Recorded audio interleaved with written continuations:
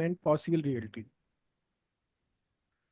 तो सबसे पहले हम ये जानेंगे कि आगम के बारे में जो अपनी भारतीय समाज के जो मोटे मोटे तत्व हैं, जो मुख्य जो तथ्य हैं, उनके बारे में जैन आगम क्या कहता है, और फिर हम इन सब चीजों के साक्ष्य के बारे में चर्चा करेंगे।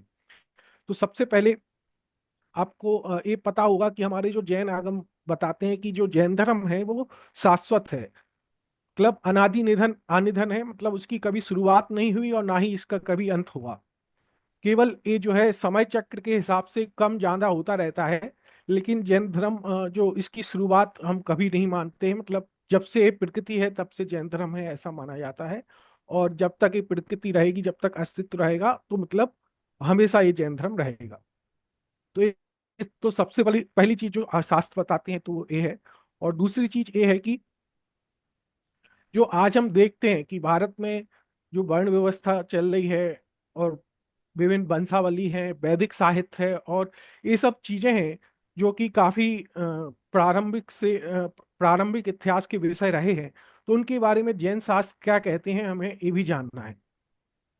तो सबसे पहले मैं आपको बताऊं कि जो भारतीय परंपरा में, चाहे वो हिंदू परंपरा हो या जैन परंपरा, उसमें सबसे पहले कुलकर्म या मनु की बात की जाती है कि जब भी सृष्टि आरंभ होती है या सृष्टि का प्रारंभ होता है या कर्म योग आता है, तो उसमें सबसे पहले मनु जो है शिक्षा देते हैं कि कैसे जीना है, कैसे क्या करना है। तो उसी प्रकार से जैन धर्म में भी 14 कुलकर बताए गए हैं, और जो 14वें कुलकर, जिनको कि राजा राजा नाभिराय के नाम से जाना जाता है, वो हमारे ऋषभदेव जी के पिता रहे हैं। तो ऋषभदेव जी जो है वो सबसे पहले जो भारत के राजा हुए प्राचीन काल में, वो है ऋषभदेव जी। हम सब जानते हैं कि जैन धर्म के प्रथम तीर्थंकर हैं, और वैदिक साहित्य और पुराणों में भी उनका वर्णन है, वो भी विष्णु के अवतार के रूप में भागवत में उनका वर्णन किया गया है। तो ऋषभदेव जी भारतीय इतिहास के एक, कहें कि सेतु हैं जो कि सभी परंपराओं को जोड़ते हैं। तो यहाँ से अपन स्टार्ट करते हैं अपना लेक्चर कि जब ऋषभदेव जी को राज्यभार सौंपा गया, तब उन्होंने समाज की कार्य व्यवस्था को सुचारू रूप से चलाने के लिए असी मसी कृषि विद्या वाणिज्य और शिल्प, इन 6 कर्मों के साथ साथ लिपि, गणना प्रणाली, अर्थशास्त्र, संगीत आदि 72 कलाओं की शिक्षा दी, और 3 वर्णों की रचना की। जो 3 वर्ण सबसे पहले उन्होंने बनाए वो थे: पहला, प्रजा की छत या नाश से नाश से त्राण करने वाले, छत से त्राण करने वाले या नाश से रक्षा करने वाले क्षत्रिय कहलाए। दूसरे, जो एक क्षेत्र से दूसरे क्षेत्र में गमन करके वाणिज्य में प्रवीण रहते थे, व्यापार करते थे, वह वैश्य कहलाए। और जो विभिन्न शिल्प एवं कलाओं के आदि के माध्यम से समाज की सहायता सेवा करते थे, वह शूद्र कहलाए। तो ये 3 वर्ण राज्य व्यवस्था के रूप में या सामाजिक व्यवस्था के रूप में राज्य को सुचारू रूप से चलाने के लिए ऋषभदेव जी ने आरंभ की थी। उसके बाद जो ब्राह्मण वर्ण की रचना हुई, वो ऋषभदेव जी ने नहीं की थी। जब तीर्थंकर ऋषभदेव जी को की दीक्षा हो गई और उन्होंने केवल ज्ञान प्राप्त कर लिया, और भरत चक्रवर्ती जो उनके प्रथम जो ज्येष्ठ पुत्र थे, उनका नाम भरत था, और वो इस देश के संपूर्ण पूरे देश के राजा हुए, इसलिए वो चक्रवर्ती कहलाते थे। तो जो भरत चक्रवर्ती थे, उन्होंने संपूर्ण ज्ञात भूमि पर अपना राज कायम करके वो चक्रवर्ती बने। और उन्होंने जो है जब वो जीत के आए, सभी पूरा विश्व ने जीता, तो उनके पास अपार संपदा आ गई। उनके पास पूरी जो धन धान था वो पूरा सभी जगह से उनको था, संपदा थी, तो वो उसका सदुपयोग करना चाहते थे। वो चाहते थे कि हम इसका क्या करें। तो उनने सोचा कि मुनि लोग तो कोई दान लेते नहीं है। जो जैसे ऋषभ देव जी जो मुनि बन के अरहंत बन गए थे, और उनके समूसण में भी काफी सारे मुनि थे, तो निर्ग्रंथ होते हैं, वो परिग्रह बिल्कुल नहीं रखते हैं, तो उनको नहीं दिया जा सकता है। तो फिर उन्होंने सोचा कि जो व्रती श्रावक हैं, जो कि ग्रस्त हैं और घरों में रह करके नियम संयम से रहते हैं, तो उनको ये दान दिया जा सकता है। तो उसके निमित्त से उन्होंने जैन श्रावकों को घर पे बुलाया, और घर पे बुलाने के लिए उन्होंने एक परीक्षा की। उन्होंने 2 रास्ते रखे वहां पे, एक रास्ते में घास बिछा दी। तो जैन श्रावक घास पे से चल के आ गए, तो उन्होंने सोचा कि ये व्रत संयम को पालन नहीं करते हैं। और जो घास पे चल के नहीं आए, तो उनसे पूछा आप क्यों नहीं आ रहे हैं अंदर। तो बताते हैं कि हमारा घास पे चलने का त्याग है, क्योंकि इससे जीव हिंसा होती है, उनका व्रत नियम था। तो फिर जो ऐसे श्रावक थे उनको उन्होंने दूसरे मार्ग से अंदर बुलाया और उनको कहा कि आप अ, महान है ब्रिटिश श्रावक है, तो आपको मैं दान देता हूँ। और फिर इस प्रकार से दान देकर जो एक वर्ण की व्यवस्था चली, जो कि उच्च क्वालिटी या उच्च कोटि के जो व्यक्ति होते थे उनको दान दे करके और धर्म कार्यों में आगे बढ़ाया। तो ऐसे एक फिर वर्ण की रचना उन्होंने की जो कि ब्राह्मण वर्ण कहलाता था। तो ये चौथे वर्ण की जब रचना हो गई तो उसके बाद भरत चक्रवर्ती को 16 स्वप्न दिखाई दिए, जिससे उनके मन में शंका हुई। तो उस शंका का समाधान करने के लिए वो तीर्थंकर ऋषभदेव के समुसरण में जाते हैं और वहां पे वो ज्ञात करते हैं कि जो ब्राह्मण वर्ण है वो अभी जो चौथे काल के लगभग लंबे समय तक तो अच्छा रहेगा, सही से काम करेगा, लेकिन चतुर्थ काल के अंत में और पंचम काल के प्रारंभ में, पंचम काल में वो जिन धर्म के प्रतिकूल भी आचरण करेंगे। तो इसके लिए फिर उन्होंने एक उपाय बताया कि जिन धर्म की भक्ति करो और उससे अपना इसका समाधान हो सकता है। तो ये मतलब इस प्रकार से ब्राह्मण वर्ण की रचना हुई और इससे रिलेटेड ये चीजें आई। अब जो सेकंड पॉइंट हमारा आता है वो है वंशों की उत्पत्ति। तो जो भारत अपन देखते हैं कि इक्ष्वाकु वंश है, सूर्य वंश है, चंद्र वंश है, हरिवंश है, ये सब वंश कहाँ से आए, तो इसके बारे में भी थोड़ा अपने शास्त्रों में जो बताया गया है उसको मैं बताता हूँ। कि इक्ष्वाकु वंश राजा ऋषभदेव जो कि प्रथम क्षत्रिय भी कहे जाते हैं, जैसे हमने बताया कि वो 14वें कुलकर राजा नाभिराय के पुत्र थे और प्रथम क्षत्रिय थे। उन्होंने सामाजिक व्यवस्था बनाई, कला वगैरह सब सिखाई। और उस समय ये प्रथा थी कि जो भी बड़े राजा होते हैं, जैसे मनु होते हैं, जैसे नाभिराज थे, तो उन्होंने जब शिशु जन्म लेता था तो उसको उसके नाभि से एक नाल बंधी रहती थी। तो उस नाल को काटने का उन्होंने उपाय बताया, इसलिए वो नाभिराय कहलाते थे। इसी प्रकार से जो ऋषभ देव जी थे, उन्होंने भी एक बड़ी चीज जो बताई वो ये थी कि जब कल्प वृक्ष समाप्त हो गए थे तो जो गन्ने के खेत होते थे, गन्ने की फसल होती थी, उससे जो रस रहता था गन्ने का वो अपने आप झड़ता था और लोग उसको पी करके अपनी भूख मिटाते थे। और वो रस सब सब प्रकार से उत्तम था और वो पूरा संपूर्ण आहार के रूप में उस समय रहता था। लेकिन कुछ समय बाद वो रस अपने आप निकलना बंद हो गया। तो राजा ऋषभदेव ने उन्होंने प्रजा को उपाय बताया कि आप किस प्रकार से गन्नों से रस निकाल सकते हैं, उसकी उन्होंने पूरी विधि बताई। तो इस वजह से वो इक्ष्वाकु कहलाने लगे। जैसे राजा नाभिराय नाल काटने से नाभिराय कहलाने लगे थे, इसी प्रकार से ऋषभदेव इक्ष्वाकु कहलाने लगे थे। और उनसे जो वंश, क्योंकि वो क्षत्रिय थे प्रथम, तो उनसे जो वंश स्टार्ट हुआ वो इक्ष्वाकु वंश कहा गया। तो ये अपना पहला इक्ष्वाकु वंश था। इसके बाद इक्ष्वाकु वंश की दो मुख्य शाखाएं हुई। पहली शाखा सूर्यवंश की थी, जो कि ऋषभदेव के ज्येष्ठ पुत्र भरत चक्रवर्ती के पुत्र अर्क कीर्ति, अर्क का अर्थ सूर्य होता है, इसे सूर्यवंश, और बाहुबली के पुत्र सोमयश से चंद्रवंश की उत्पत्ति हुई। सोम का अर्थ चंद्र होता है। तो इस प्रकार इन दो मुख्य शाखाओं से युक्त इक्ष्वाकु वंश में बहुत से प्रतापी राजा हुए, जिनमें उपरोक्त वर्णित राजाओं के अलावा इक्ष्वाकु वंश में जो और मेन राजा हुए उसको मैं बताता हूँ। दूसरे तीर्थंकर अजितनाथ जी से लेकर के 15वें तीर्थंकर धर्मनाथ जी तक, ये लगातार 14 तीर्थंकर। उसके बाद 19वें तीर्थंकर मल्लीनाथ जी, 21वें तीर्थंकर नवीनाथ जी, ये कुल मिलाकर के ऐसे 17 तीर्थंकर इक्ष्वाकु वंश में हुए। और द्वितीय चक्रवर्ती सगर आदि ऐसे अनेकानेक राजा इस इक्ष्वाकु वंश में हुए। और इसी में आगे चल के रघु कुल का नाम के एक राजा हुए, जिनसे रघुकुल की रचना हुई। और रामचंद्र जी भी इसी इक्ष्वाकु वंश में थे। तो ये था अपना इक्ष्वाकु वंश का वर्णन। आगे ऋषभदेव जी ने क्या किया कि उनके समय में और जो दूसरी जगह पे राजा रहते थे, तो उनमें से चार मुख्य स्थानों के राजाओं को बुला करके उन्हें महामंडलेश्वर नियुक्त किया। तो जो महामंडलेश्वर नियुक्त किया, उनसे चार वंशों की रचना हुई। जैसे कि हस्तिनापुर के राजा सोमप्रभ को उन्होंने बुला करके एक महामंडलेश्वर बनाया और उनसे कुरु वंश की रचना हुई। क्योंकि हस्तिनापुर का जो एरिया है वो कुरु राज कहलाता था, कुरु स्थान। तो कुरु वंश की रचना हुई। इसी प्रकार से राजा हरिकांत से हरिवंश। अ, ये भी बता दें कि जो कुरु वंश में आगे चल के 16वें तीर्थंकर शांतिनाथ, 17वें तीर्थंकर कुंथुनाथ और 18वें तीर्थंकर अरयनाथ जी उत्पन्न हुए थे। एक हरिकांत राजा थे जो कि ऋषभदेव जी के समय में उन्होंने इनको भी महामंडलेश्वर बनाया था। इनमें आगे चल के 20वें तीर्थंकर इस वंश में मुनि सुब्रतनाथ जी हुए, 22वें तीर्थंकर नेमिनाथ जी, राजा यदु और नारायण श्रीकृष्ण आदि इस वंश में हुए।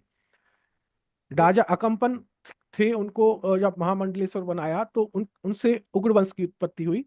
उग्रवंश में आगे चल करके 23वें तीर्थंकर पार्श्वनाथ जी का जन्म हुआ। नाथ वंश जो काश्यप राजा थे उनसे नाथ वंश की उत्पत्ति हुई, और इस नाथ वंश में 24वें तीर्थंकर महावीर स्वामी का जन्म हुआ। और विद्याधर वंश भी राजा कच्छ और महाकच्छ जो अन्य प्रमुख राजा थे उनके पुत्र नमी और बिनमी से विद्याधर वंश की उत्पत्ति हुई। तो इस प्रकार से ये मेन मेन वंश थे। इसके अलावा इसमें उत्तरोत्तर और वंश और कुल होते गए। तो ये वंश जो थे और कुल थे ये मेनली क्षत्रियों से संबंधित थे, और बाकी जो वैश्य और शूद्र थे उनकी जो परिवार परंपरा चली उससे गोत्र वगैरह या कुल वगैरह का निर्माण हुआ। तो ये पूरी सामाजिक व्यवस्था इस टाइप से ये चलती है। तो अभी हमने जाना कि किस प्रकार से वर्णों की उत्पत्ति हुई और वंशों की उत्पत्ति हुई। तो हाँ, तो मैं आशा करता हूँ कि आप लोगों को ये सभी समझ में आ रहे होंगे। अगर कोई प्रॉब्लम है तो आप लोग हैंड रेज कर सकते हैं, बाकी डाउट अपन आखिरी में रखेंगे, तो डाउट आप आखिरी में पूछिएगा। अब एक सबसे जो इम्पोर्टेंट चीज़ है जिसके बारे में कोई चर्चा नहीं करता है, लेकिन ये हमारे मेन मेन सभी ग्रंथों में लिखा है, जैसे कि उत्तर पुराण, हरिवंश पुराण, पद्म पुराण, कि वेदों की उत्पत्ति जो आज हम वेद देखते हैं आज के समय में उपलब्ध वेद, वो कहाँ से आए और जैन धर्म में इनके बारे में क्या बताया गया है। तो इसमें बताया गया कि ब्राह्मण वंश की उत्पत्ति के बाद उनका जो मेन कार्य था, जैसे कि बताया था कि वो धार्मिक क्रिया करते थे और साथ में लौकिक शिक्षा भी ब्राह्मण वर्ण के द्वारा दी जाती थी। तो उनका काम अध्यापन का कार्य था, और इसके लिए ब्राह्मणों को नियुक्त किया गया जिससे वो गुरुकुल के माध्यम से अध्यापन का कार्य करते थे। और उस पहले के समय में जैसा बताया ब्राह्मण जैन ही होते थे, पृथ्वी श्रावक को ही ब्राह्मण कहा जाता था। 20वें तीर्थंकर मुनि सुब्रतनाथ स्वामी के समय तक धार्मिक शिक्षा के रूप में जिन आगम का अध्ययन कराया जाता था, और जिन आगम को वो वेद भी कहा जाता था। इसके हम प्रमाण भी आगे देखेंगे। तो वेद भी जिन आगम को ही पहले प्राचीन जो वेद है वो इसी को कहा जाता था। और इसके अलावा भी जो गुरुकुल में चलने वाली जो ब्राह्मणों के नियमित पठन पाठन में आने वाले जो धार्मिक ग्रंथ थे, उनमें उन्होंने ऋग्वेद, सामवेद और यजुर्वेद, तीन प्राचीन वेद रचे जो कि पूर्ण रूप से अहिंसक थे। तो यहाँ तक सब ठीक था। बाद में क्या हुआ कि मुनि सुब्रतनाथ भगवान के मोक्ष के उपरांत एक निजी वैर के चलते एक राजा हुए थे, उनका एक किसी जन्म में वैर हो गया और वो मर करके असुर जाति के भुवनवासी देव हुए। जैसा कि शास्त्रों में बताया गया है, ठीक मैं वैसे ही बताता हूँ। तो असुर जाति के भुवनवासी देव हुए, और उनने अपनी स्वार्थ पूर्ति के लिए हिंसा प्रधान अथर्ववेद की रचना की। पहले तीन वेद थे जो कि अहिंसक थे। जो चौथा वेद सबसे लास्ट में लिखा गया अथर्ववेद, उसकी रचना उन्होंने की, और उसमें पशु बलि से मतलब पशुओं को आहुति देने से के मंत्र और भी हिंसा वाली चीजें थी। तो उसमें उन्होंने रचना की। और उसके बाद क्या किया, एक ब्राह्मण गुरु सीड कदम्ब नाम के एक ब्राह्मण गुरु थे। उनका एक पुत्र था जो कि थोड़ा मंद बुद्धि था, और उसका नाम पर्वत था। तो पर्वत की मदद से उन्होंने क्या किया, इस जो असुर जाति के भुवनवासी देव ने यज्ञों में पशुओं की आहुति की प्रथा आरंभ कराई, जिसके बारे में हम विस्तार से उत्तर पुराण, हरिवंश पुराण, पद्म पुराण आदि में पढ़ सकते हैं। बाद में इसके उसने जो ये प्रथा आरंभ कराई थी, उसने कई प्रकार की मायावी छल वगैरह दिखा करके लोगों को उसकी ओर आकर्षित किया। और ब्राह्मण जो गुरुकुल चलाते थे उनमें से कई सारे ऐसे हुए जो इससे प्रभावित होकर के यज्ञों में पशुओं की बलि देने की प्रथा इस समय से चल पड़ी। और फिर अथर्ववेद में तो ये नया रचा गया था, उसमें इस टाइप से बात बताई गई। और अन्य वेदों में भी यज्ञ में पशुओं की आहुति की ऋचाएं जोड़कर और जो मॉडिफाई करके जो चार वेद बने, वो उस समय से बन करके इसकी प्रथा प्रारंभ हुई। अब इससे जो सपोर्ट में अपने जो कुछ तथ्य हैं उसकी बात कर लेते हैं, कि जो पॉइंट अपन के निकल के आते हैं वो ये है कि अथर्ववेद जो है सबसे लास्ट का वेद है, यंगेस्ट ऑफ ऑल। और दूसरा पॉइंट, we do see hymns related to animal sacrifice in Atharvaveda, Yajurveda and their corresponding Brahmas. तो जो अथर्ववेद है, यजुर्वेद है, और उनके जो बाद में जो साहित्य लिखा गया ब्रह्मास, ब्रह्मांस, उनमें भी एनिमल सेक्रीफाइस की अपन देख सकते हैं हाइम्स।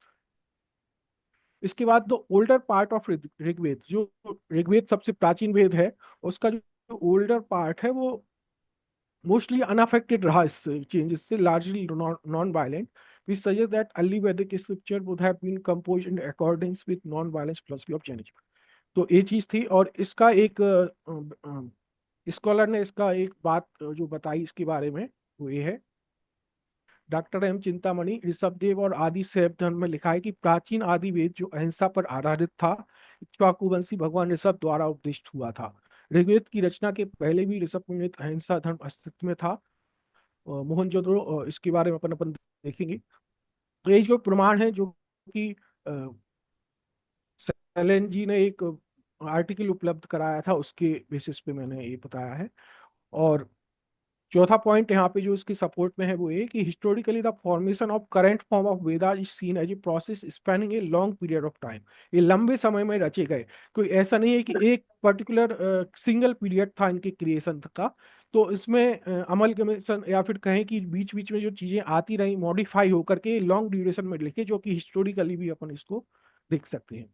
और फिफ्थ पॉइंट जो है, exhibition at Rakhigarhi and Sinauli, Sinauli जो साइट थी हड़प्पा या प्री हड़प्पा या इनिशियल हड़प्पा फेज वाली जो साइट थी, वो support the description that the वैदिक पीपल वर नॉट आउटसाइडर। तो यहाँ पे हमने बताया कि जो वेद है वो इंडिया में ही या फिर भारत का जो प्रभावी क्षेत्र था, पहले बृहत्तर जो भारत था उसमें ही ये वेद लिखे गए थे। तो और जो modern exhibition at Rakhigarhi and Sunauli, वो भी इस बात को सपोर्ट करते हैं कि आर्यन इन्वेशन थ्योरी है वो गलत थी। अ, थोड़ा बहुत माइग्रेशन हुआ, लेकिन वो इतना ज्यादा नहीं था कि अपन उसको इन्वेशन कह सके। मोस्टली जो हड़प्पा सभ्यता में जो डीएनए पाया गया, वो ही आजकल के सभी भारतीयों में देखने को मिलता है। तो इससे अपन ये कह सकते हैं कि कोई आउटसाइडर आर्यन जैसे नहीं आए थे। तो ये सब चीजें यहीं की थी। तो ये था अपना वेदों की रचना। और जो मेन चीज अपन ने यहाँ पे देखी, वंशावली, ये सब चीजें। तो ये अपना एक प्रकार से जो जैन आगम क्या कहते हैं उसके बारे में अपन ने यहाँ पे समझा। नेक्स्ट अब हम बात करेंगे जैन धर्म की प्राचीनता के 2000 वर्ष से पूर्व के पुरातात्विक प्रमाणों के बारे में। तो नेक्स्ट है अपना सिंधु घाटी सभ्यता से प्राप्त जो साक्ष्य अपन को मिले हैं, वो जैन धर्म के बारे में क्या कैसे सपोर्ट करते हैं उसको अपन समझेंगे।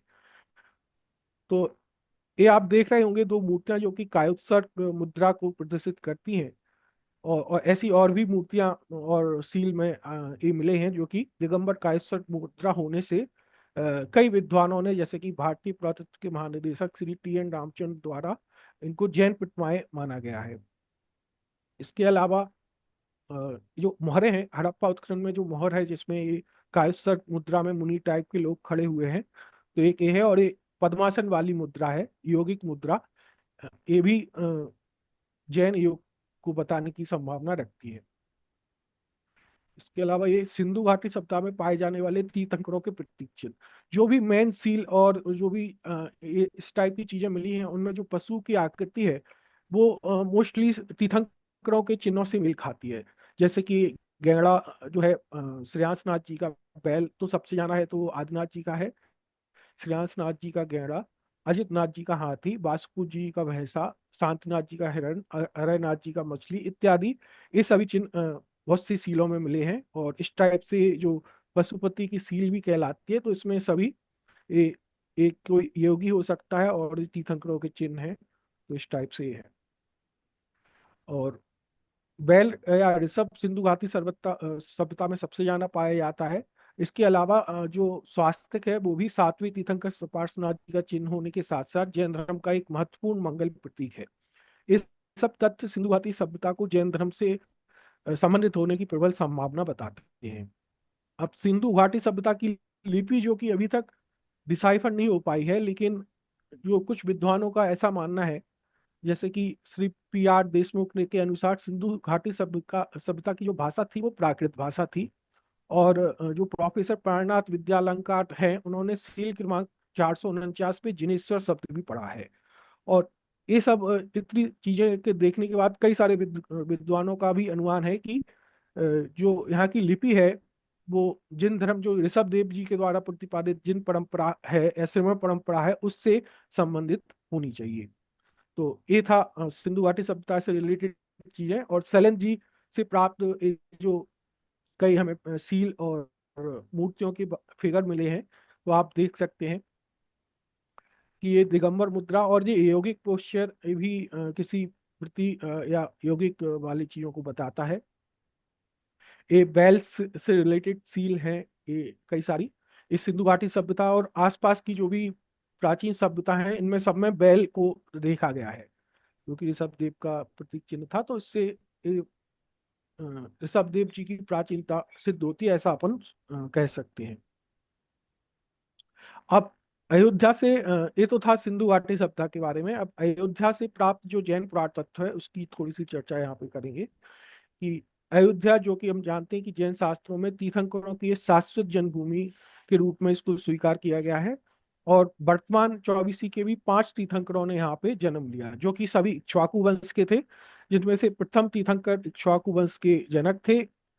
उसके अलावा अजित नाथ जी, अभिनंदन नाथ, सुमति नाथ और अनंत नाथ जी, ये सभी तीर्थंकर इक्ष्वाकु वंश के प्रमुख राजा, अयोध्या में इनका जन्म हुआ है। अयोध्या से प्राप्त जो जैन पुरातत्व हैं उनमें हनुमानगढ़ी से प्राप्त 4th सेंचुरी BC की ये जिन प्रतिमा, ये सबसे प्राचीन एक प्रकार से प्रतिमा हो सकती है। और ये इसमें आदिनाथ जी की जो प्रतिमा निर्मोही अखाड़ा से जो प्राप्त हुई है 7वीं सदी ईसा की है। और एक ये सिक्का मिला है जिसमें वृषभ का चिन्ह, वृषभ का अंकन है, ये भी 2री शताब्दी ईसा पूर्व का है। ये विशाख विशाख देव के सिक्के कहलाते हैं जिन पर वृषभ चिन्ह बना होता है। तो ये सोर्स अभी नहीं, अभी उस नहीं दे समय सकते ना, मीटिंग चल रही, अभी थोड़ी देर में दे। एक ये सामग्री जो कि अयोध्या से रिलेटेड है, जो सेलन जैन जी ने हमें प्रोवाइड कराया है। और एक इसका अच्छा जो खोज है वो ये है कि स्तूप है जो कि मणि पर्वत टीला कहलाता है। ये भी जो नंद वंश के राजा थे, नंदीवर्धन, उनके द्वारा निर्मित है। तो कई प्राचीन जो स्तूप हैं नंद वंश के राजाओं ने बनवाए हैं, उनमें से ये एक है। इसके अलावा तक्षशिला में और वर्धमानु में भी अपन कह सकते हैं, या उसकी खोज की जाए तो पता चलेगा कि ये नंद वंश के द्वारा बनवाए गए थे। तो ये था।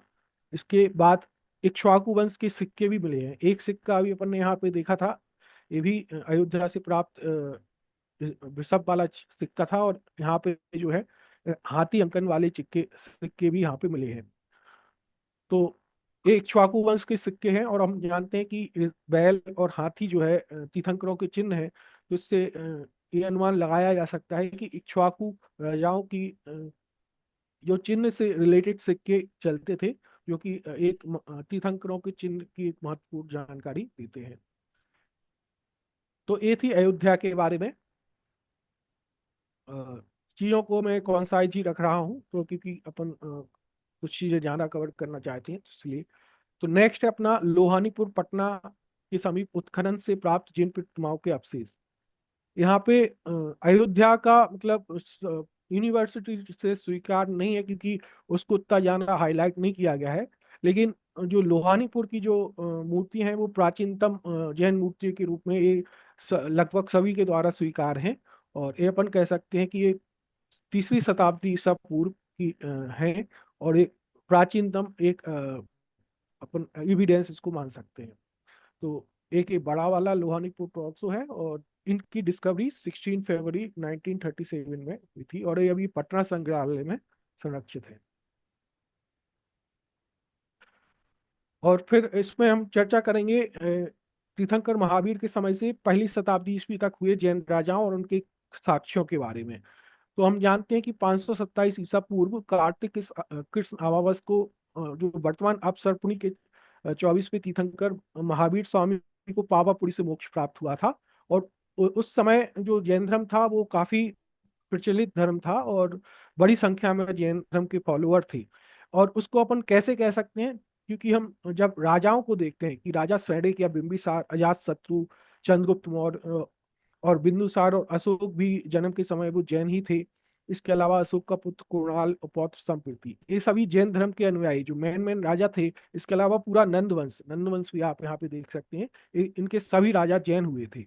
तो जब राजा जैन होते हैं और इन्होंने भारत के अधिकांश भूभाग पे शासन किया है, तो जब राजा जैन होते हैं तो अधिकांश प्रजा जैन रही हो ऐसा अपन मान सकते हैं। जैसे कि आप अभी भी देखते हैं कि जो जिसकी पॉपुलेशन ज्यादा होती है उसका राजा, या फिर as the kings who are the subject, इससे भी अपन अंदाजा लगा सकते हैं कि उस समय में जैन धर्म काफी प्रचुर मात्रा में फैला हुआ था। तो एक चीज ये है। और फिर नंद वंश का जो शासक थे उनका ये यहाँ पे साम्राज्य दिखाया गया है। भगवान महावीर के 150 से 200 वर्ष बाद अधिकांश भारत नंद वंश के हाथ में था, और उन्होंने संपूर्ण भारत को अपने अधीन करने के लिए एक बार उड़ीसा पे चढ़ाई कर दी। उन्हें उन्होंने उड़ीसा पे चढ़ाई की, वहां पे उनको सफलता भी मिली, और उन्होंने क्या किया कि वहाँ जो सबसे लोकप्रिय भगवान थे कलिंग जिन, उनकी प्रतिमा को जो कि कलिंग जिन तीर्थंकर आदिनाथ को ही समझा जाता है या वो ही है, तो उनकी प्रतिमा को वहाँ के लोगों की भावना के विरुद्ध मगध प्रांत में लाकर स्थापित कर दिया। तो एक नंदवंश की एक विशेष घटना है, क्योंकि इससे जैन मूर्ति के बारे में हमें जानकारी मिलती है, और ये 4वीं शताब्दी ईसा पूर्व की एक घटना है। तो उस समय भी आदिनाथ को पूजने वाले लोग रहते थे, अपन ये कह सकते हैं। तो एक ये चीज है। और नंदवंश के बाद फिर जब नंदवंश के अंतिम शासक धनानंद हुए, उस समय सिकंदर ने भारत पे हमला कर दिया था। तो सिकंदर ने जब भारत पे हमला किया, और उस समय चंद्रगुप्त मौर्य भी एक्टिव थे, और शायद नंदवंश उतना उनको उससे परास्त नहीं कर पाता, लेकिन चंद्रगुप्त मौर्य ज्यादा पावरफुल, एक ज्यादा सक्रिय राजा थे। तो उन्होंने चंद्रगुप्त नंदवंश को मतलब को पराजित करके अपना भारत पे शासन किया। और सिकंदर का जो भारत से एक प्रकार से जो जैन शास्त्रों में या जैन बात की जो जैन मुनियों के द्वारा बताया जाता है वो ये कि सिकंदर के समय कल्याण मुनि नाम के एक मुनि थे, जो कि यूनान में कालनस मुनि के नाम से भी जाने जाते हैं। उनके संपर्क में आने से सिकंदर का हृदय परिवर्तन हुआ था, जिसकी वजह से फिर वो आगे भारत में और युद्ध करने के लिए नहीं गए। और साथ ही में उस समय चंद्रगुप्त मौर्य ने भी जो भारत की बागडोर है वो सशक्त रूप से संभाली थी। तो ये है चंद्रगुप्त मौर्य का शासन यहाँ से स्टार्ट होता है। और चंद्रगुप्त मौर्य के राज्य के अंतिम समय में जब उस समय श्रुतकेवली भद्रबाहु स्वामी भी हुए थे। तो श्रुतकेवली जो अंतिम श्रुतकेवली थे, पांचवें श्रुतकेवली, उसके बाद कोई भी पूरे जिनवाणी का ज्ञाता नहीं था, उन्हें कई चीजें ज्ञात होती थी। तो निमित्त ज्ञानी थे वो, तो उन्होंने जान लिया था कि आगे 12 वर्षों का अकाल पड़ने वाला है। तो और फिर इस इस घटना को सुनने के बाद चंद्रगुप्त मौर्य को बैराग हो गया, और उन्होंने अंत में जैनेश्वरी दीक्षा धारण करके भद्रबाहु स्वामी के साथ वो दक्षिणा पथ की ओर उन्होंने गमन किया। अब इस चीज के कुछ प्रमाण मैं यहाँ पे देना चाहूंगा।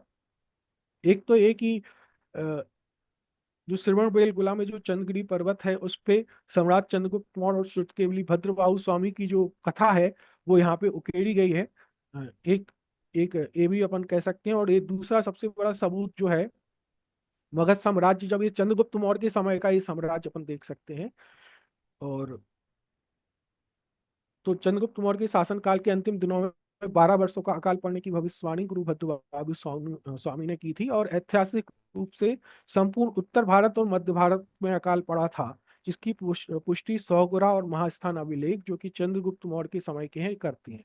तो ये उनका जो दक्षिण में जाने का रीजन ये था कि उत्तर भारत और मध्य भारत इसमें पूरे समय जगह पे अकाल पड़ा था, और उसकी पुष्टि जो करते हैं वो ये अभिलेख है, सौगोरा और महास्थान अभिलेख।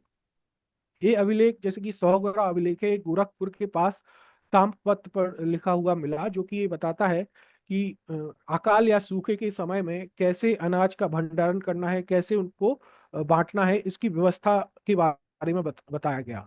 इसी प्रकार से बांग्लादेश के पास ये भी एक महास्थान अभिलेख मिला, उसमें भी सेम टाइप की चीज थी, अनाज के भंडारण और वितरण अकाल के समय करना है। और ये दोनों शिलालेख कई सारे वैज्ञान इतिहासकारों ने इसको चंद्रगुप्त मौर्य का अभिलेख माना है। तो ये आप देख सकते हैं।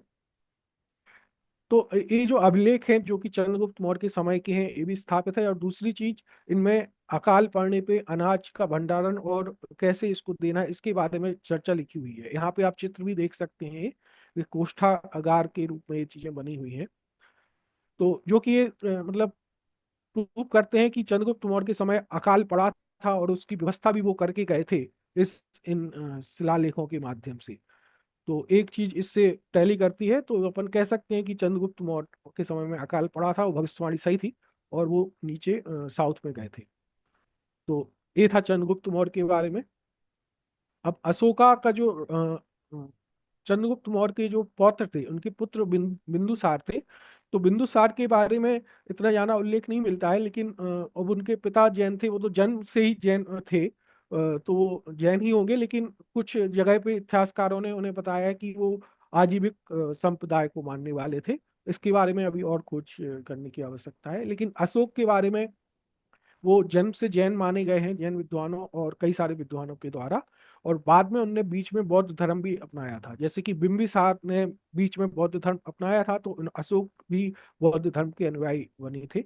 लेकिन वो एक राजा थे, और राजा जो है वो सेकुलर टाइप से लिबरल रूप में उन्होंने सभी धर्मों का और अहिंसा रूपी जो जैन धर्म के सिद्धांतों का सभी जगह प्रसार किया। तो आप देख सकते हैं उनके पौत्र चंद्रगुप्त मौर्य के पौत्र अशोक ने भी विभिन्न शिलालेखों एवं राजाज्ञाओं के माध्यम से भारतवर्ष और विश्व में अहिंसा रूपी जैन धर्म का प्रचार प्रसार किया, और साथ ही बौद्ध धर्म का भी विस्तार किया। तो ये थे अशोक के एडिक्ट। और एक मेन चीज जो यहाँ पे मैं बताना चाहूंगा कि अशोक स्तंभ जो है, ऐसे कई विद्वानों ने अभी नई खोज करके ये बताया है। और अगर अपन इसको गौर से देखें तो अपन ही खुद कहने लगेंगे कि नहीं, ये अशोक का नहीं है, भगवान महावीर के शासन को बताने वाली चीज है। तो जब भी ये अशोक जो सारनाथ से प्राप्त हुआ था अशोक स्तंभ, इसमें अपन इसको अब विद्वान वीर शासन स्तंभ के रूप में मानने लगे हैं, क्योंकि भगवान महावीर का प्रतीक चिन्ह सिंह है।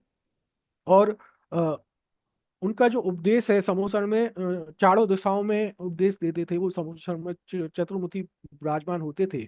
और जैन शास्त्रों में वर्णन आता है कि जो भी तीर्थंकर होता है, उनका कर्म भूमि में उनका शासन काल चलता है। जैसे अभी जो है महावीर स्वामी के तीर्थ का शासन चल रहा है। तो उस शासन को दर्शाने के लिए मौर्य साम्राज्य ने, मौर्य राजाओं ने, या उसके पहले जो नंदवंश या श्रेणी जो भी हुए हैं भगवान महावीर के बाद, इस स्तंभ का निर्माण कराया होगा, जो कि बताने के लिए कि ये वीर शासन स्तंभ मतलब महावीर भगवान का शासन काल है।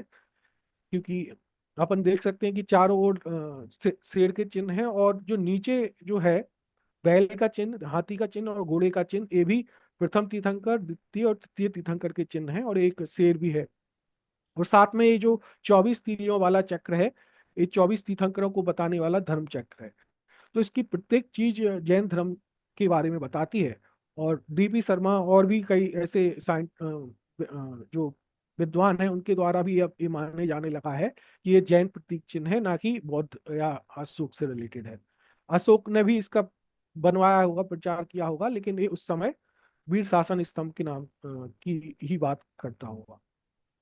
तो ये चीज है। तो अशोक के बाद जो उनके पुत्र, उनकी बात कर लेते हैं, जो कुणाल कुणाल मौर्य और संप्रीति मौर्य। ये भी जैन धर्म को मानने वाले राजा थे, और उन्होंने भी इनका प्रचार प्रसार किया। और इस सबसे जो जैन धर्म के एक महान सम्राट माने जाते हैं, वो संप्रति माने जाते हैं। इन्होंने जैन धर्म को भारत के बाहर भी कई देशों में फैलाया, और बहुत सारे जिनालयों का निर्माण किया। आप देख सकते हैं कि विस्तार अरब देश, ईरान, ग्रीक, संपूर्ण भारत में, नेपाल आदि, श्रीलंका, वर्मा आदि में किया, और 1.25 लाख जिनालयों का निर्माण किया। एग्जैक्ट नंबर अपन को नहीं है, प्रारंभिक जो स्रोत चले आए हैं उससे ये चीज जानकारी मिली है।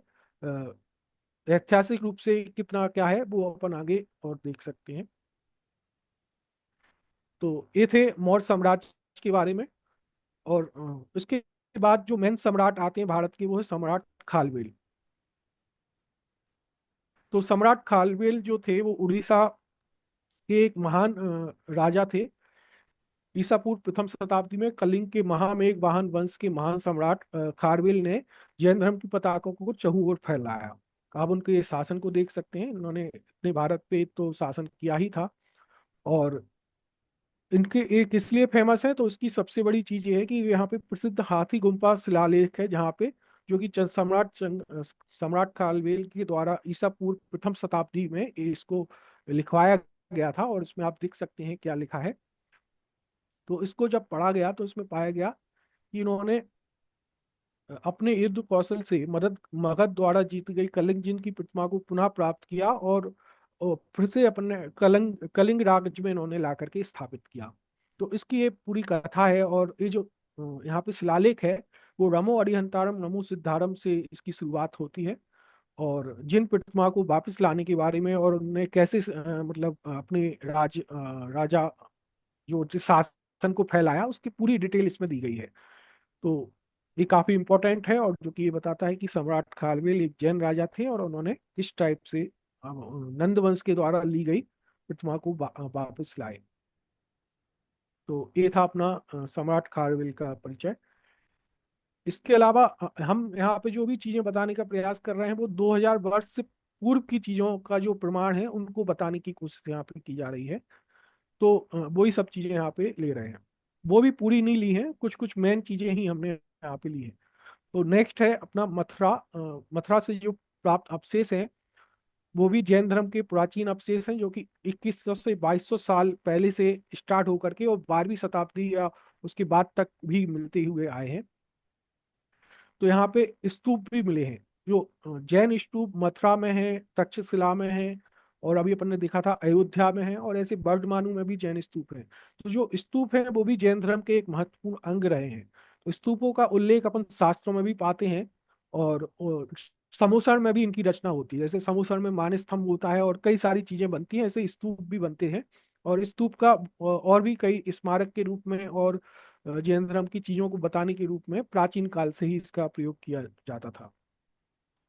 तो कंकाली टीला मथुरा उत्खनन के दौरान निकले जैन मंदिरों और प्रतिमाओं के अवशेष, जो ईसा पूर्व दूसरी शताब्दी तक के प्रमाणिक है। और यहाँ पर दूसरी शताब्दी ईसा पूर्व के लेखों में एक प्रथम शताब्दी का ईसा पूर्व का जो लेख है, उसमें एक देव निर्मित स्तूप का वर्णन मिलता है। तो उस समय भी ये स्तूप देव देव निर्मित कहा जाता था। तो इससे अपन लगा सकते हैं कि उस समय जो स्तूप था वो प्राचीन माना जाता था। कोई भी प्राचीन चीज को अपन देव निर्मित बोलते हैं। तो इससे ये अनुमान लगता है कि ये स्तूप लगभग तीर्थंकर पार्श्वनाथ के समय बना हो गया, उसके आसपास 2800 वर्ष पहले इसकी निर्माण होने की संभावना है। लेकिन अभी जो विद्वान मानते हैं वो इसको 2100 से 2200 साल पुराना तो मानते ही है। तो ये था मथुरा से प्राप्त अवशेष के बारे में। और साउथ में जो अपन को 2000 वर्ष से प्राचीन 2200 वर्ष पुरानी जो साइट मिलती है, वो एक साइट ये है समनार हिल, तमिलनाडु। समनार हिल में 2200 दूसरी शताब्दी ईसा पूर्व से 12वीं शताब्दी ईस्वी के बीच में कई जैन स्मारकों और मूर्तियों का उल्लेख मिलता है। तो ये भी एक महत्वपूर्ण साइट है। उसके बाद पहली शताब्दी ईसा पूर्व महाराष्ट्र की अगर अपन बात करें, तो वहां पे पहली शताब्दी ईसा पूर्व की जैन गुफा का जो पुणे महाराष्ट्र के पास स्थित है, उसका अभिलेख नमो अरिहंतारम से शुरू होता है, ये आप देख सकते हैं। और इसके अलावा कई सारे ऐसे पूरे भारत में जैन तीर्थ हैं जो कि बहुत प्राचीन माने गए हैं, जिनको अपन चतुर्थ काल का कहते हैं। तो चतुर्थ काल तो अपन अपने एजुकेशन सिस्टम में नहीं बोल सकते, लेकिन ये बोल सकते हैं कि कम से कम ये 2000 वर्ष से भी अधिक प्राचीन प्रतिमा है, जैसे कि चमलेश्वर पार्श्वनाथ और गोलाकोट। गोलाकोट के बारे में बताया जाता है कि यहाँ पे जो 24 है उसमें तीर्थंकर महावीर का अंकन नहीं था, वो मूर्ति नहीं मिली, केवल 23 तीर्थंकर मिली है। तो इससे माना जाता है कि उस समय ये 24 या 23 तीर्थंकर तब बनाए गए जब महावीर स्वामी का जन्म नहीं हुआ था। तो इस प्रकार से प्राचीन है। गिरनार जी, शिखर जी, इनमें जो मूर्तियां अवशेष हैं वो तो, और चरण चिन्ह है वो तो प्राचीन है ही, इसमें विद्वानों को कोई संशय नहीं है।